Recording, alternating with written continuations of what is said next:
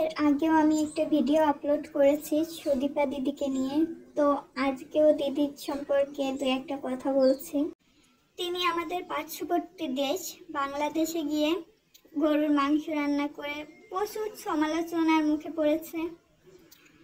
Personally তিনি এটার জন্য সবার কাছে ক্ষমাও চেয়েছেন, কিন্তু ক্ষমা চাওয়ার পরেও কিছু কিছু কথা তিনি বলছেন লাইভে এসে, যেগুলো চলো দেখে নেওয়া যাক।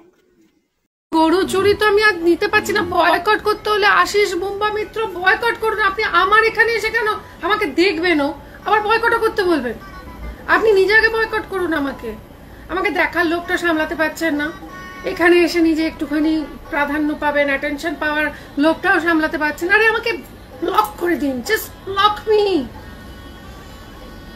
বয়কট সুদীপা শতদ্রু সাধু। দিদি বলছেন তাকে ব্লক করে দেওয়ার কথা। আরে দিদি, আমাদের জন্যই তো আপনি আজ এই পজিশনে এসে দাঁড়িয়েছেন। আমরা না থাকলে আপনি তো এই সুদীপা হয়ে উঠতেন না, আর এখন পাবলিককেই বলছেন ব্লক করে দিতে। বয়কট সুদীপা শতদ্রু সাধু। আরে বাবা, শতদ্রু বাবু,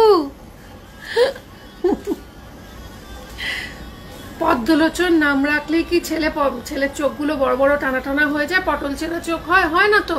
তেমনি উপাধি সাধু হলে সে সাধু হয় না, সেটা আপনাকে দেখে বোঝা যাচ্ছে। শতদ্রু সাধু নামে একজনকে দিদি বলেছে সাধু উপাধি হলে সাধু হওয়া যায় না। তো দিদি, তোমাকে একটা কথা বলি, তুমি তো ব্রাহ্মণ পরিবারের সন্তান, সুতরাং ব্রাহ্মণ উপাধি হলেও সবাই ব্রাহ্মণ হয় না, সেটার জলজ্যান্ত প্রমাণ তুমি নিজেই। দিদি, ব্রাহ্মণ পরিবারের সন্তান হয়ে যে তুমি গোমাংস রান্না করেছো, এটা তো তোমার ভুল হয়েছে, তাই না? সুতরাং ভুল যখন করেছো, লোকজন তো তোমাকে নিয়ে কথা বলবেই, সেটাকে সহ্য করো। উল্টে কেন তুমি তাদের উপর এরকম খেপে যাচ্ছ আর তুমি ব্লক করার কথা বলছো? আমার পার্সোনালি মনে হয় তোমাকে সত্যি আমাদের ব্লক করে দেওয়া উচিত। তোমাকে কমেন্টে গিয়ে গালাগালি না করে তোমাকে একদম বয়কটই করে দেওয়া উচিত।